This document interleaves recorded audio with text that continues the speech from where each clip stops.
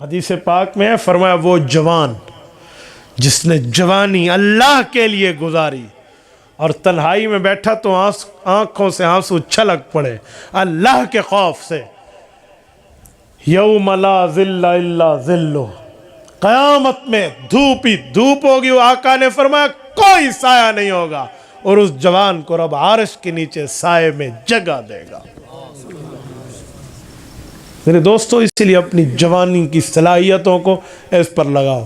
کیا دنیا کے مالوں میں ہم بیٹھے ہیں، بیٹھو دکان پر بیٹھو، دفتر میں بیٹھو، لیکن آپ کا دل محمدی ہونا چاہیے، آپ کا دماغ ربانی ہونا چاہیے، ورنہ کام نہیں ہے بھائی۔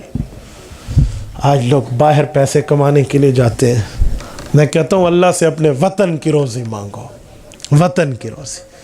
یار دو لقمے کم ملے ہیں، رات کو بیوی بچوں کے پاس تو جا کر سو جاؤ گے نا۔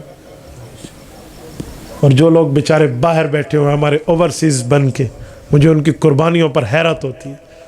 وہ مال بھیجتے رہتے ہیں، یہاں اولاد کی نگرانی کرنے والا کوئی نہیں ہوتا، اولاد سمجھتی ہے ابا پیسے کی مرغی ہے، اس سے جتنا سونا نچوڑنا ہے نچوڑ لو، تو اسے کھاتے رہتے ہیں۔ اور جب وہ بوڑھا ہو کر واپس آتا ہے تو اسے دو چیزیں ملتی ہیں، لچی لفنگی اولاد ملتی ہے اور بوڑھی بیوی ملتی ہے جو غموں کو سہی ہوئی ہوتی ہے۔ یہ میں اکثریت کی بات کر رہا ہوں، اللہ ماشاءاللہ جو بچ گیا بچ گیا۔ تو بھائی اس مال کا فائدہ جس کے لیے تیری جوانی بھی گئی اور اولاد بھی نہ بن پائی اور تجھے گھر کی خوشی بھی نہ ملی، تو اس لیے میں کہتا ہوں جتنا مال زیادہ اتنی پریشانی زیادہ۔